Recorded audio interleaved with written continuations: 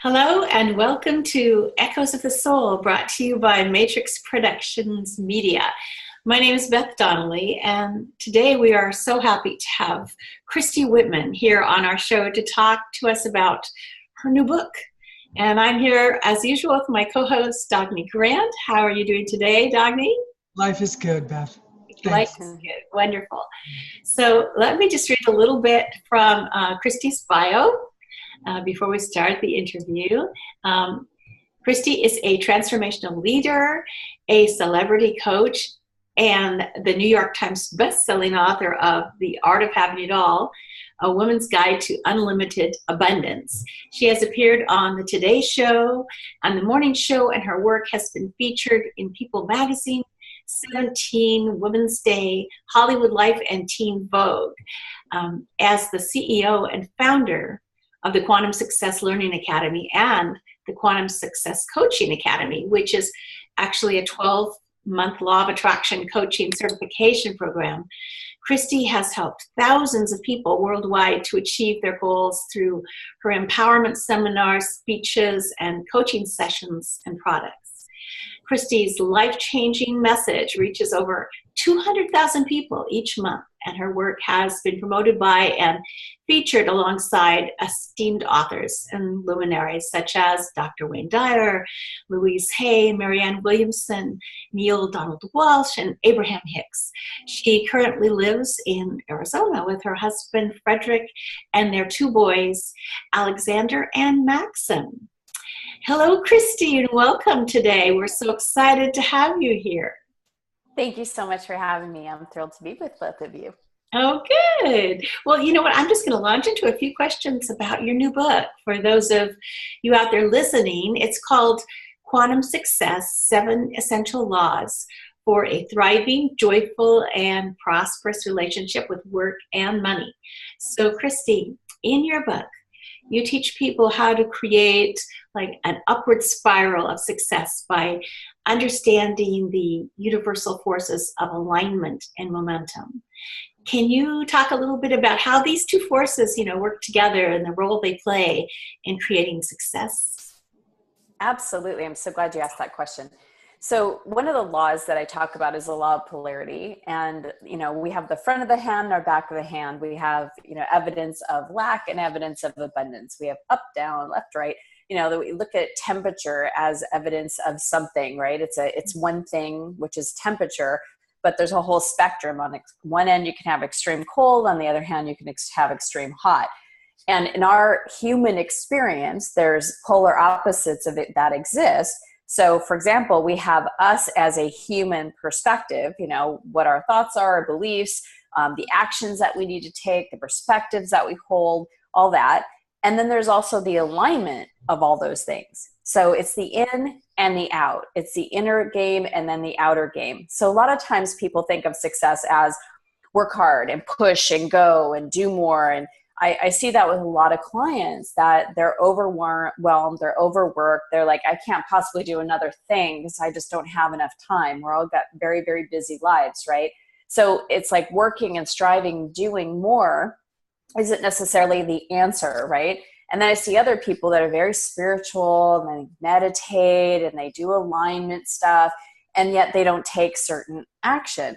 And it's actually combining both parts. It's combining the physical part of us and the non-physical. So it's aligning our thoughts, our feelings, our perspectives, all of that inner stuff, right? All that inner energy work with the things that we want to accomplish, what we want to create, what we want to experience, what we want to feel.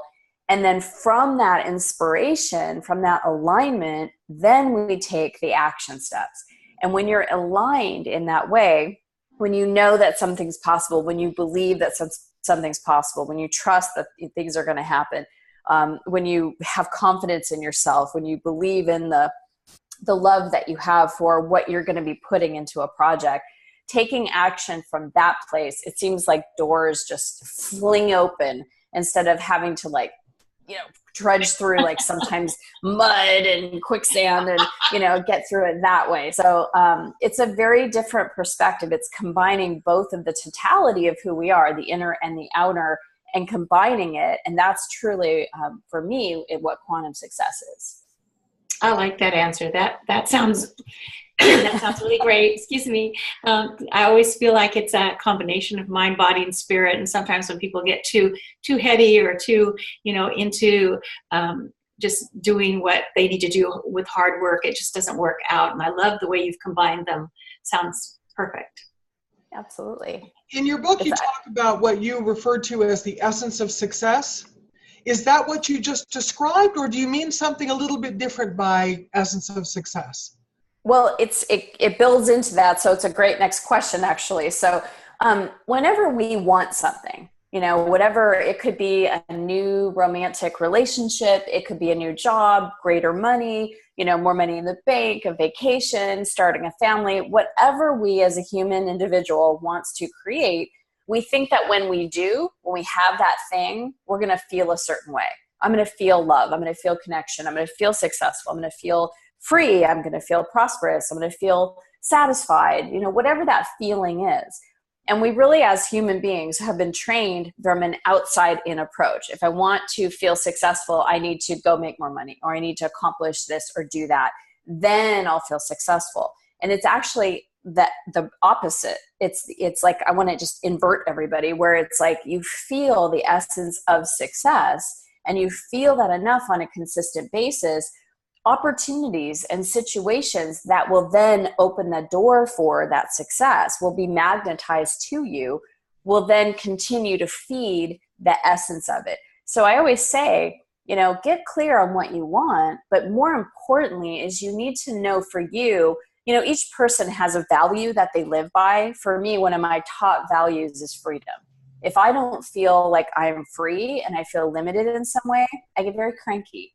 So for me, one of the reasons and the driving forces in my life is because freedom is a really value-added essence for me. It's a priority for me. So whenever I think of why I want to have more money, or why I want to have more success, or create more clients, or any of the success that we define, right? A better relationship, whatever it is, for me, at the core of it is really about freedom.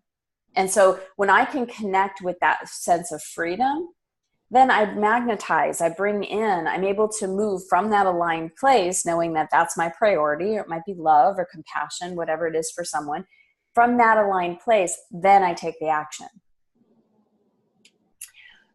So you have mentioned, I believe, something about harnessing the power and the energy of the universe, and the kind of success that's created from the inside out, as you were talking about earlier.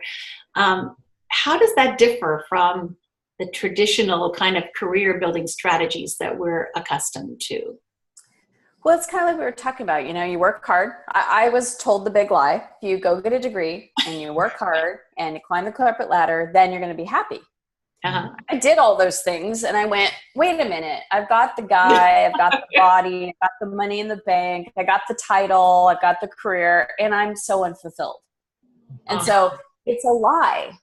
We project what we want. We assign our happiness, our joy, our fulfillment outside of ourselves, and we postpone it. Well, when I get that, and then we seem to get there, and it's like, well, that wasn't it. So maybe it's more money, or maybe it's more clients, or a bigger title, or more accomplishment. And we're always chasing after this elusive thing that we're after, right?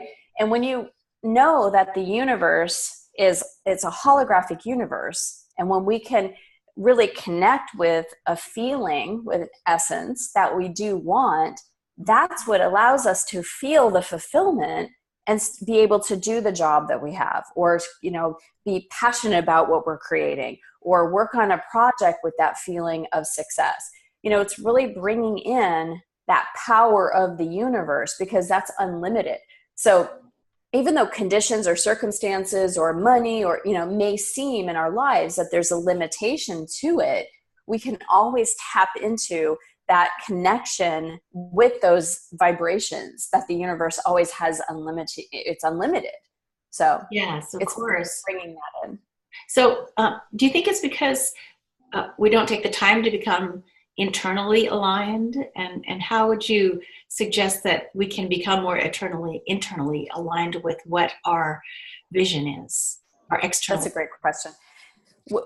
A lot of us, and I can't speak for everybody because thank God everybody wasn't like this, right? But most of us were trained to cut off from ourselves in the way of cutting off from our emotions.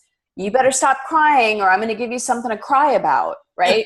Little girls shouldn't be angry, you know. Oh, there's nothing to worry about. Don't worry. Don't feel, right? So we learned to just completely cut off from our emotional body. And so many of us are, you know, doing some sort of vice. There's addictions. There's all these different things that we are, again, I don't feel good here. So maybe if I go get that extra cup of coffee, then I'll feel better. Or if I smoke that joint, or if I smoke another cigarette, or if I have more sex, or if I go and try to make more money, you know, being a workaholic can happen too. Whatever those things are that we are not feeling good, because we always, the divine in us, the biggest part of us, you know, always is in alignment with feeling good. And so we know that there's a part of us that wants to feel good, but we have to be able to feel ourselves in order to feel that alignment. So assigning and suppressing and depressing and masking and numbing and doing all those things, we can't possibly be in alignment because we're cut off from ourselves. So our emotions, as Abraham Hicks says, is our guidance system. Mm-hmm. We know what we're moving towards or what we're moving away from. It signals, you know, it's like a fire, you know, fire alarm in the next room was about to go on. I wouldn't sit here and just have my conversation with you. I would go check out what's going on because an alarm usually tells us that something's happening, right? But we do that. Our alarms are going off and we're like, oh, I'll just have another cup of coffee. I'm so tired, but let me just drink until I, you know, completely shut out my adrenals because I'm tired and I got stuff to do today, so I can't take care of myself, or any of those other things, right? And it's time that we start paying attention and understanding that our emotions really aren't that scary. There's just energy and motion, but our emotions are there to really inform us, for us, about us. You know, when someone crosses a boundary, if you have a boss that maybe is critical or something, and you feel that sense of anger come up, we don't have to go, okay, let me just sit there and take it. You know, it's like there's a part of us that goes, that's not okay. And that part of us that goes, that's not okay, is looking at what we don't want, is looking at the contrast. And you can't get clear or even set boundaries or have preferences if you don't know what you don't want, and getting clear on what you do want. And it's from that creative place that you know what you do want that you can then move towards. I'm so glad you said that. That's such a wonderful analogy. And if we're just more mindful of our feelings, I think that that's really going to be very helpful to our. I know for me, when I first started doing this work, it was like, I got to feel myself now. Cause I was a smoker, believe it or not, pack and a half a day smoker at 16. I was too. 13. Yeah. You know, did my share of like marijuana and smoked marijuana, you know, did all that kind of stuff. Even looked for the attention of men when I was in my 20s, you know, because if a man was to give me validation, then I'd feel good about myself. Mm-hmm. Right. So it was like, I was looking for, it's that song, looking for love in all the wrong places. Right. Yeah. And we can even do that with money. If I just make more money, or if I just create this lifestyle, people will, you know, find me valuable. And then maybe I'll then be worthy, or then maybe I will, you know, be liked and be accepted. You know, we assign, I'll be in the in crowd. I'll be popular, whatever it is, right? Whatever, you'll be enough. Yeah.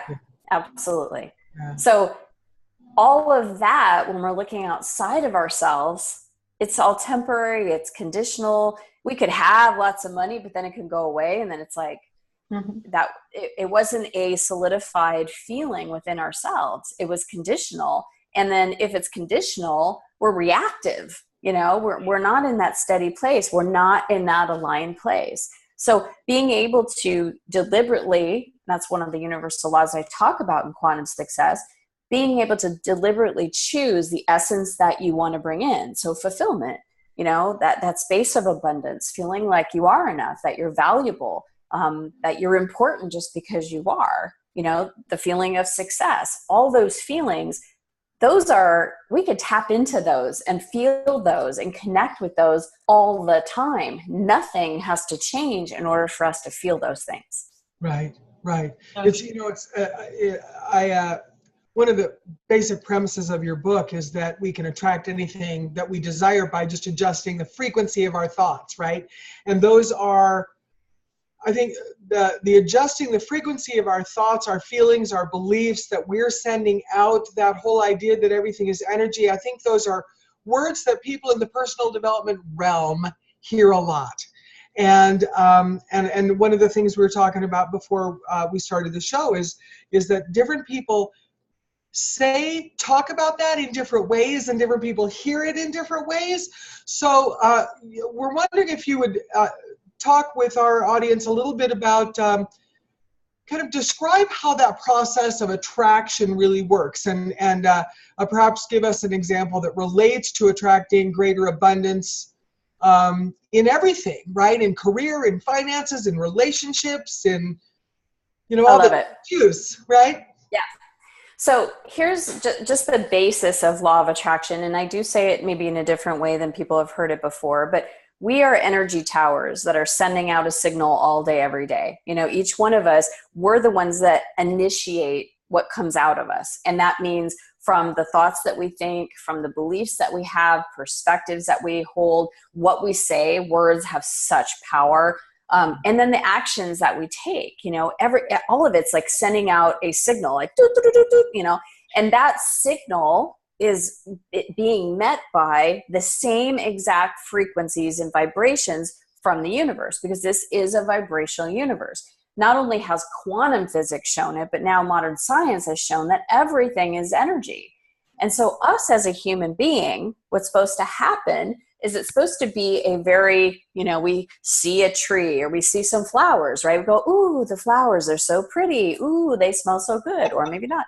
I was saying that they kind of need to be changed. They're getting a little rotten over here. So I could look at that and go, ooh, that doesn't smell good. But the energy just goes in. It's a stimulation, right? But if someone was to say something rude and it hurt your feelings, or someone was to maybe betray you, or you had a certain loss, the energy goes and it gets stuck, right? So that energy can create an imprint inside of us. And what happens, the best way I can describe this, it's almost like, when you see a caged lion, it like starts to spiral, right? It wants out and it's like starting to spin. Energy cannot be dissolved. So even though we went on something that someone said to us or something that happened, I call it a bushwhack. You're going along, you feel excited about something, and bam, something happens. The energy gets stuck in there. Maybe we hear Dad talk about how people that have money are greedy. And it's like, ooh, people that have money are greedy. And we hold that inside of us, right? And so that energy is spiraling, and that block is being contained. Well, while that energy is spiraling, it's creating a vortex. And that vortex sets up like energies, because everything is energy. We're in a vibratory universe. So thoughts start to set up, beliefs start to set in, and all of a sudden it's like, wow, that guy's really rude. He's mean. He's rich. Oh, rich people are greedy and rude and mean, So it's like we start seeing evidence of it, right? And then that becomes a belief. We create from our beliefs. We create from the evidence we then see from that belief. And then the more we can go, oh, it's true, it gets more and more solidified. Once you understand how to release that energy, the rest of the whole process goes away if you understand that there's a, okay, that's not true. Dad just believed that, right? Let me find evidence. Let me open up my perspective to find evidence. Wow, Oprah Winfrey, she's really rich and she's very, very generous with her money. She's a very kind person. She's very spiritual.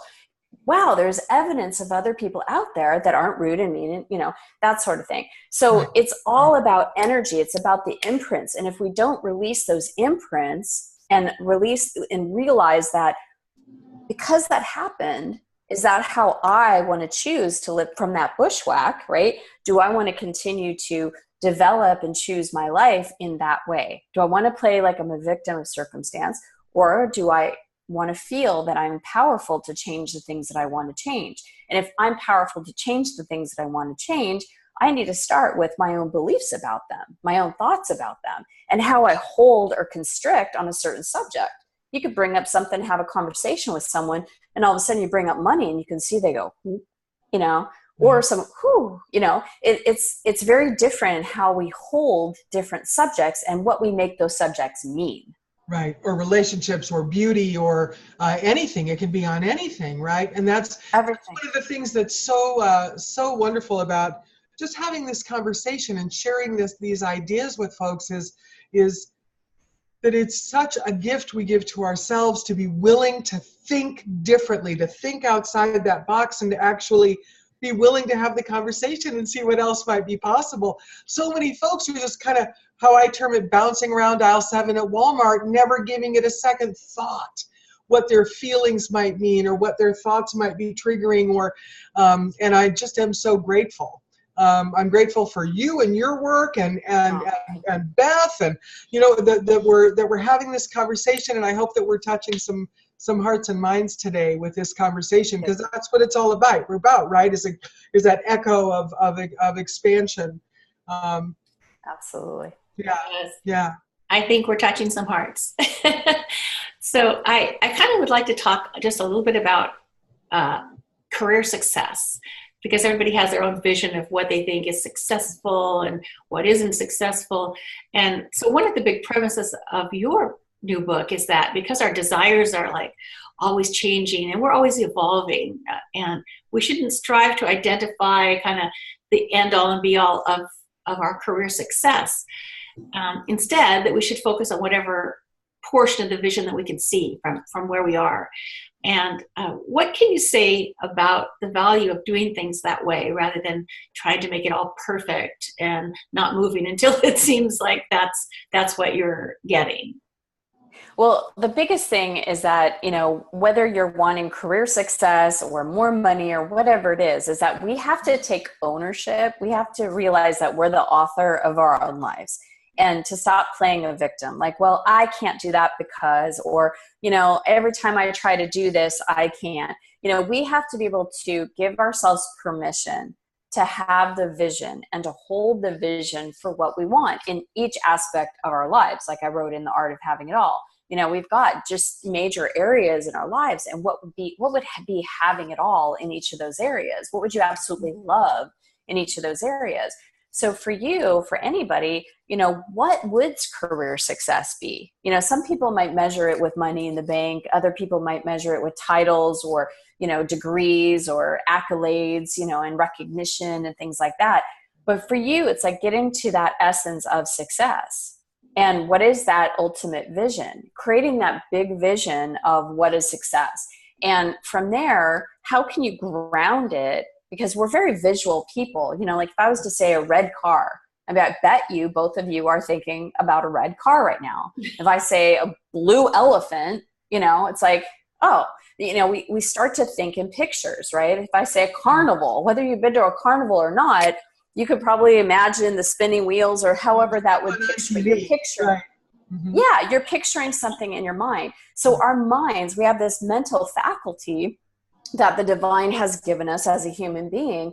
And one of them is when we're moving towards something, we cannot not create and we cannot not visualize. So we're either putting our focus and our attention on where we want to go and what we want to create, or we're thinking about the worst case scenario and what we don't want to create. So that's why the law of deliberate creation is really important, is to be able to think, God, what would be the most rewarding, most satisfying, most purposeful, where I feel like I would have meaning in my life? What would that career be? You know, what would I be doing? What would I be doing on a daily basis that I enjoy? And following that enjoyment, most people go, oh, well, I got to make money. I can't do what I enjoy. You know, there's that limiting belief. Mm-hmm. So if you allow yourself and really give yourself permission to have a bigger vision, the vision I have now for my career is so different than it was 10 years ago, because as I grow and as I take the momentum, right, I align, and as I take the momentum, things that I never even could have even thought of, that I didn't even think that were possible, that 10 years ago didn't even exist, that exists now, that's possible. So it's always evolving, but as long as you are having that vision that calls your heart, that you feel you can move into, and from that place, take the inspired action towards. The first step, people get paralyzed by, oh, it's such a big vision, I don't know what to do first. Well, the first step is always given. It might be to buy a book. It might be to take a course. It might be to call somebody. It might be to send an email to somebody. But there's always a first step. And if you're aligned, you're always going to be able to see what that first step is. And as long as you keep saying yes, and you take the next step and the next step, you're going to look behind and go, wow, look how far I came and look how close I am to it. And wow, I'm living into that vision right now. I'm living that. And it morphs and it changes and it gets bigger and greater, but it's a continuum. We are, as human beings and as spiritual beings, growing and expanding all the time. So of course our desires, our visions, all of that will continue to grow with us. So it's really important to take that first step when you get inspired action. That's the momentum. If you don't ever take the first step, you're not taking any momentum at all. I see that sometimes. I've certified over 3,500 law of attraction coaches. And sometimes it's just taking that very first step, trying to get them during the certification program to coach that first client. And they're like, oh, I'm not ready yet, and it's like, at some point, there's got to be a first. Are you going to know exactly what to do? But no, there's coaching buddies that you would coach, so at least you're taking that step to create that momentum, to gain that skill set, to gain the confidence, to, move in the direction. I mean, when I write a book, right, it's not like I go, boom, there's the book, it's like, it's page by page, it's paragraph by paragraph, it's chapter by chapter. There's a momentum that has to happen. And as long as I'm continuing that momentum, the book gets completed. It's reading it again and deciding you meant to say that a little bit differently to get the point across better. Yeah, it's interesting. Many people think the law of attraction is a thing that you do. They don't realize it's what we live every 24/7. We're living the law of attraction. It's what we're putting out is what we're seeing back, and yes. there's this dance to it, and I think that's really fun to realize that we have so much power in what we choose to put out is in fact what we see back, and that's so great. It's just to remind everybody, we're speaking right now with Christy Whitman. She is the author of a new book called Quantum Success: 7 Essential Laws for a Thriving, Joyful, and Prosperous Relationship with Work and Money. So that's an awesome title. I love that. You use the term in the book of self-regulating. And I wanted to talk just a little bit about self-regulating and in regards of people taking care of themselves. And I hope you'll just talk a little bit about what you mean when you use that term. Absolutely. I just want to say one thing that you said about law of attraction, because it was brilliant. So many people say, oh, law of attraction doesn't work, or, oh, I'm working with law of attraction. It's like, it's the same thing as like gravity, right? Gravity. It's gravity. Gravity is happening right now, whether we like it or not. It's like, bra, it's like the girls are going down, right? The gravity is pulling things down. Gravity is keeping me on my chair right now. I don't have to work with gravity. I don't go, oh, I got to sit here and think about gravity or else I'm going to float into outer space. Gravity just works. Right. It's important for us to know, because if I'm walking off the side of a building, it's important to know that if I walk off it, I'm going to go splat, right? So law of attraction is the same thing.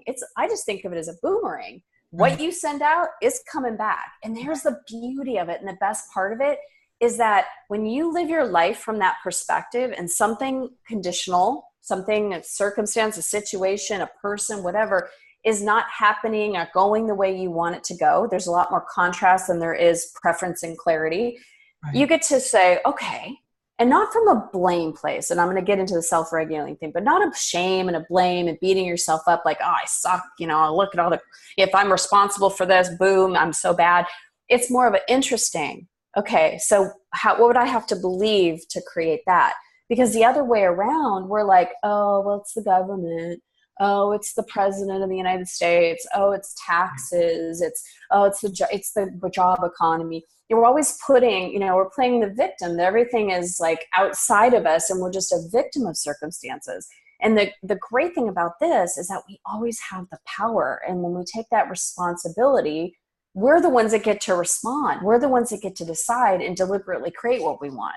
And so I just love it. I get so excited about it, because it's like, if there's a condition you don't like, you have the power to change it and not be a victim to it and feel like, oh, well, I just can't make any money. Understanding that is the biggest gift a human being, a 3D, a human being can give. Yes, I would 100% agree with you on that. So self-regulating is really what we're talking about here. It's, I learned this from hanging out with wolves, of all things. And I saw this wolf that was just friendly and, was around everybody. And then she got spooked, and she decided to go, go behind the handler and take a moment. And then when she felt safe, she came back out. And it's a self-regulating process that wolves get, right? They understand that if I'm feeling the energy is off, I need to take care of me. So self-regulating in our own lives, instead of going and drinking another whole pot of coffee, maybe you need to take a rest. Maybe you need to take 20 minutes to meditate and fill yourself up. Or maybe you need to start exercising. Or maybe you need to drink more water. Do the things that we know as human beings. It's the basic stuff, right? Get enough sleep, drink your water, move your body, eat the right type of foods. And it's also emotionally regulating. So sometimes it might mean not spending a lot of time when someone's really negative and you're very reactive to, until you kind of can, diffuse some of those reaction points, right? You take care of yourself. You ask yourself, what would love do? What's the most self-loving thing I can do in this moment to protect my own energy, to gain more energy, to fill myself up when I'm feeling depleted? What is that? And then taking those steps, there's alignment momentum all over again. We do have to fill ourselves up. That's so true. This next question I have is kind of along the same lines, but it has more to do with a toxic work environment. A lot of people find themselves in those situations where they just have negative people around them. And I was wondering if you have any advice to give those people. Yes, I know what that's like. I used to work in corporate America. My very last job, I worked in an office. I was a sales training manager. Most of my adult life, I was in sales. And so I came into an office from 8 until 5, had to get there before 8, couldn't be late at 8, couldn't be there at 8:01 because his name was Eagle. We all call his name was Dan, but everybody called him the Eagle because he was always like looking over. So if you're in at 8:01, he's, kind of thing. And, and if you left at 4:59, he'd be, kind of thing. And if you took, watched everything. And was just, it was very, very toxic. And the people that worked, we would all talk about, it's so horrible, and he'd throw us under a bus. He would have us do things that didn't make sense. And then in a meeting would make himself look all grandiose and, kind of throw us up. So it was bad. It was bad. Right. But what got me through that time was that I knew that this was not permanent. It was only a temporary thing. And I knew that I wanted to go into coaching. I'd already been an author. I'd already been speaking. I'd already been coaching. And I knew that that was my heart's calling, my soul's calling. And so for me, I knew that this was just temporary, but knowing the law of sufficiency and abundance, which, by the way, I think is the most important law. I don't think people need to worry about law of attraction. Law of attraction is going to do what it does. Right. I think you need to worry about law of sufficiency and abundance, because from this perspective, if I sat there and laughed, like, oh, he's such a jerk, and this is so toxic, and this and that, I work too much, and, all that stuff, it wouldn't get me to where I wanted to go.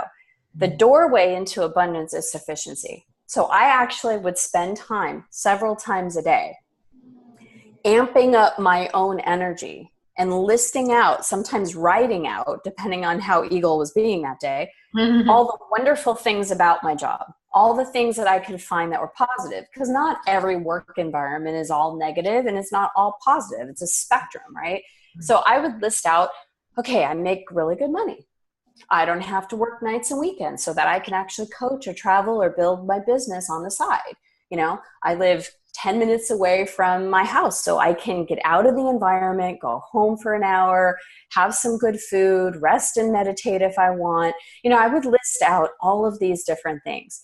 And by the time I was done listing them, I felt excited, because being in the place of being satisfied with what is, and then excited for what you're moving towards, excited about that vision. I had that vision years ago before I even started my business.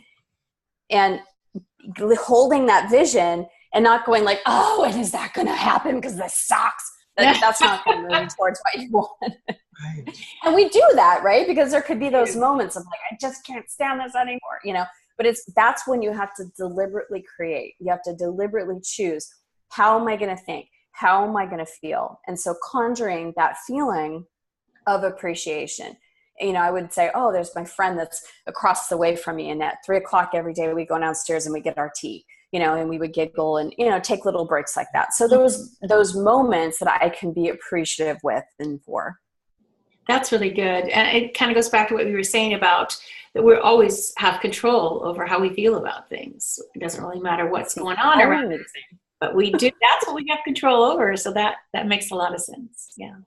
Yes. You. Well, you know, and I think that you know, the way people are feeling about working and feeling about, you know, what you were just talking about is interesting, because I think I hear a lot of people talk to, you know, these days about feeling kind of discouraged. They're working really hard and long hours and not feeling, they're barely, you know, making enough money to put food on the table and keep the electricity on, and are just feeling kind of hopeless, and like they're you know, they're not getting much joy. And I'm wondering if you can share some ideas for how, you know, or do you have some other idea? Well, what you just talked about is great. Are there some other ideas that you can share that how folks can kind of reverse that momentum and feel a little bit more joy and hopefulness about where they're headed in their lives?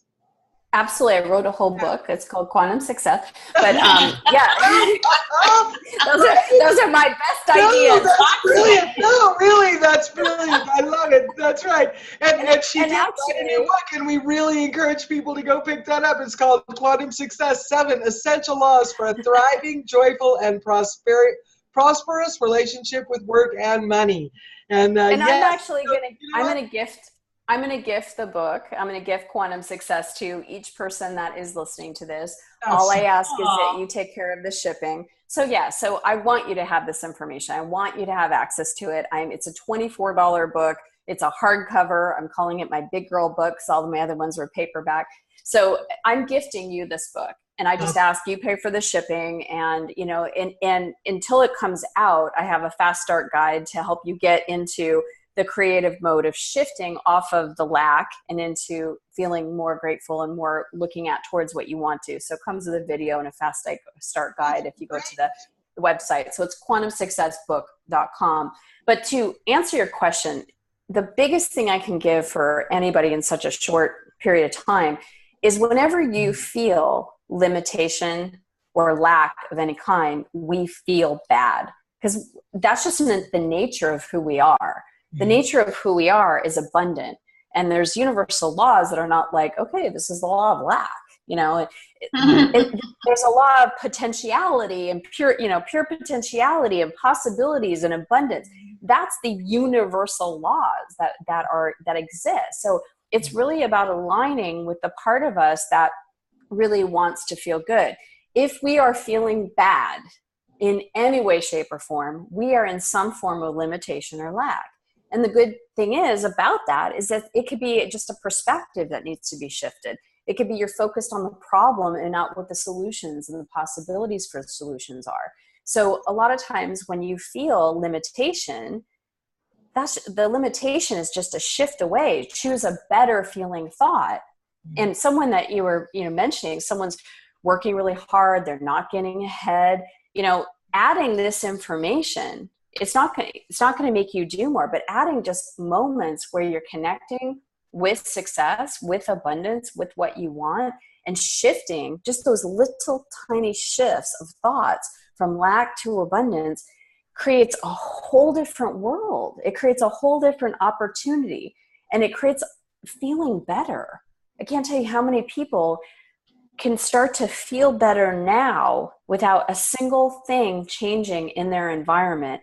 But what happens is the consistency of feeling good will then change those circumstances. Right. I love that. It's one of the things that I tell my coaching clients is take 3 minutes, right? 3 minutes, take 3 deep, slow breaths and think of 3 things you're incredibly grateful for. Just take that that short little, and everything's a different color. The rainbows happen. It's very true. Power to shift, just like you're saying. And I want to give a practical example if I can, because I hear this a lot when I go into speaking engagements and, with clients and stuff, like whether it's someone trying to find a mate or someone trying to find a job, like there are no good men out there, right? Or there is no jobs available. And my thought is, you only need one, right? And I don't want more than one man, more than I can handle. But, it's like, I just want one. He's wonderful. He's amazing, but he's enough, I don't want more than one. And there's billions of them, right? So same thing is true for a job. I mean, I write about this example in Quantum Success. I was living in a small town in Redding, California, and I was able to attract, a really great pharmaceutical job. And as soon as there were limitations on that job or contrast, and I got clear on what I did want, other opportunities started opening up. And people would look at me and go, you keep finding like better jobs with better pay and bigger bonuses and smaller territories and better medications to sell. And I'm like, yeah, because I'm just focused on the one, not on 10 or, oh my God, there's nothing out there. I just need one. And they always came because I always had that perspective, practice that perspective that it's abundant. I'm abundant and I can attract the one that I want or need. Is that kind of like making room inside your mind for something when you see something that you realize you don't want? And so you kind of relieve your mind of the various things that you notice that those aren't in alignment with what you really want. Because when I do that myself, I kind of feel like my mind's freeing up and it's more open to receiving the things that I do want. And absolutely, so I love that example that you gave about the jobs that just kept coming in for you once you determined that one wasn't really what you wanted. Right. It's like, that's the process that when you go to the quantumsuccessbook.com that I'm going to give you for the fast start is how to turn what you don't want into what you do want. How do you take this contrast? Contrast could be anywhere from someone was rude to you at Starbucks to, the worst possible things that you can imagine, like that we have as a human experience, maybe the death of a loved one, whatever that is, right? And all the spectrum in between. Don't have enough money to pay the bills, whatever that is, right? Debt, blah, blah. So contrast, like everything else, is temporary. And contrast, like everything else, it's kind of like a hangover of where our energy was yesterday.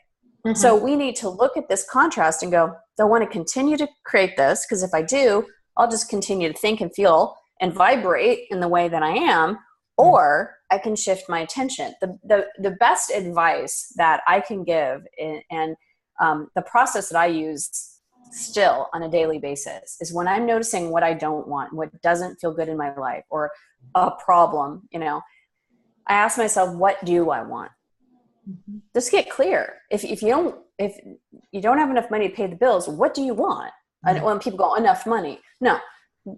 How much of enough money? How much would actually feel good to you at the end of the month? How much extra do you want over?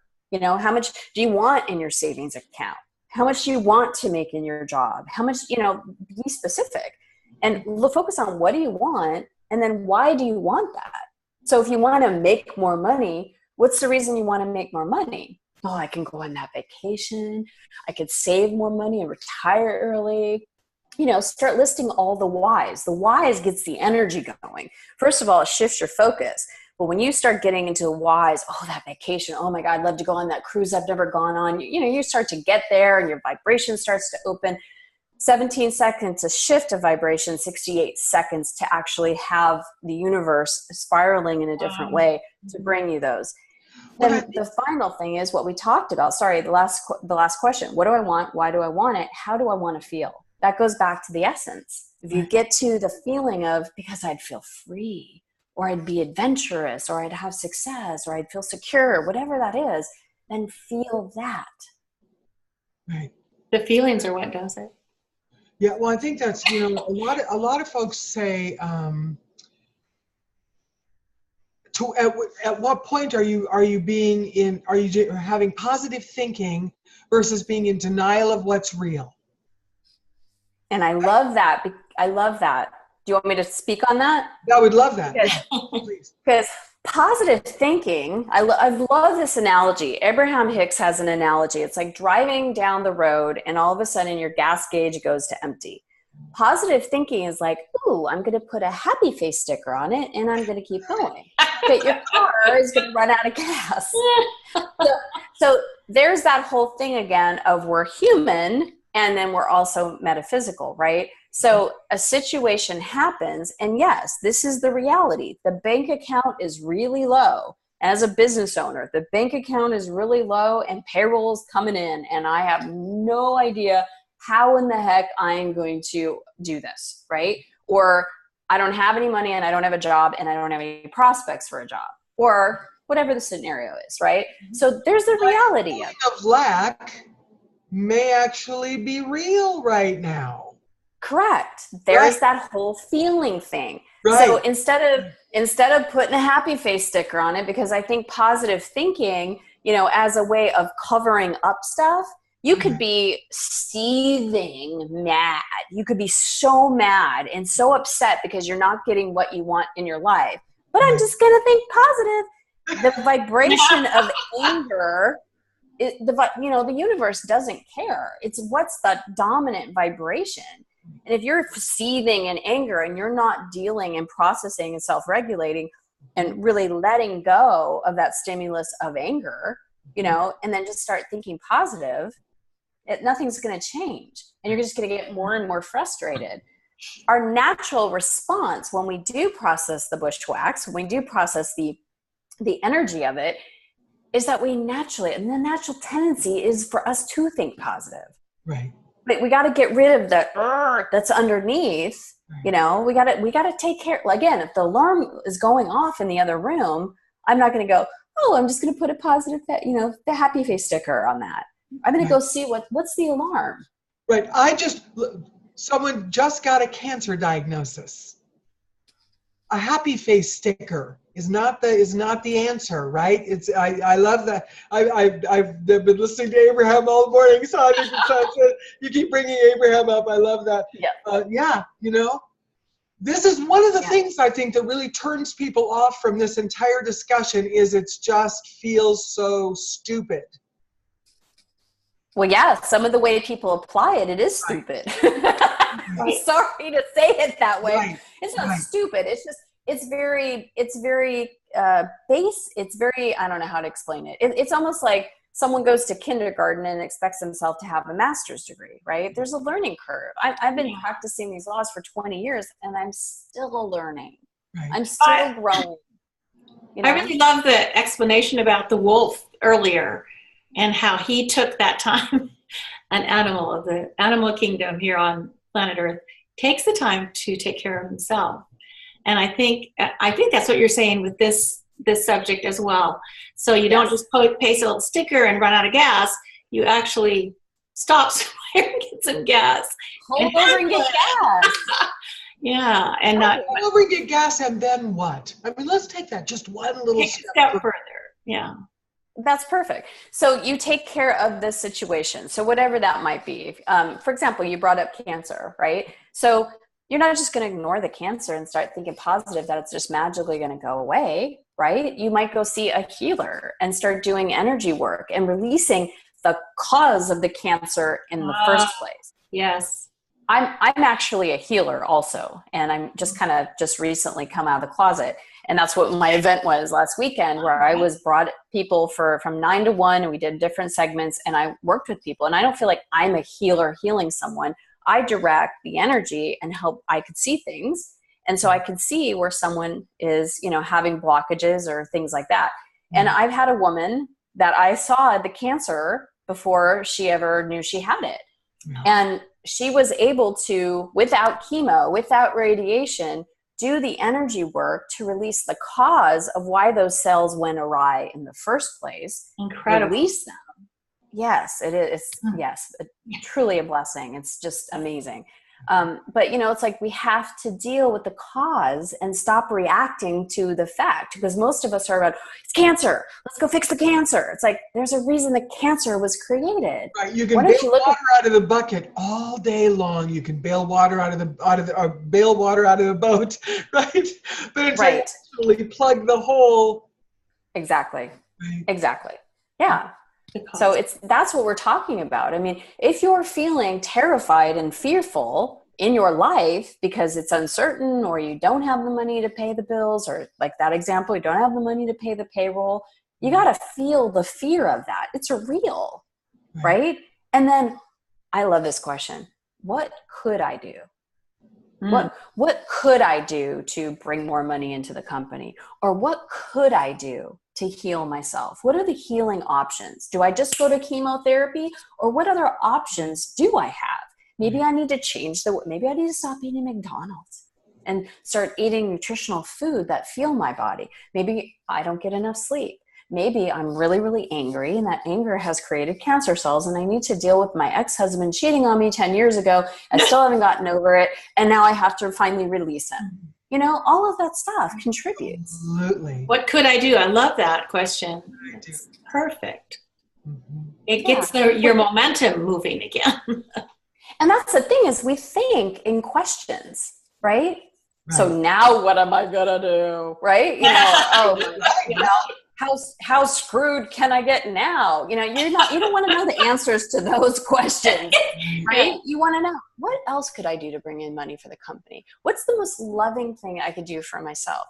What are all the possibilities of, you know, a cure for this? What are, you know, those questions are questions that you want to be asking yourself, because we think in questions. We go, oh, did someone call? And then we check our phone. Or did my... Yeah, which is what I love about meditation, is that allowing, even if you don't call it meditation because you don't think you're a good meditator or whatever, that having those moments, right, where you just allow yourself to just be peaceful, right? Just let answers in. Just listen for a minute. Right? Yeah. It's man. Answers to your question. Connect.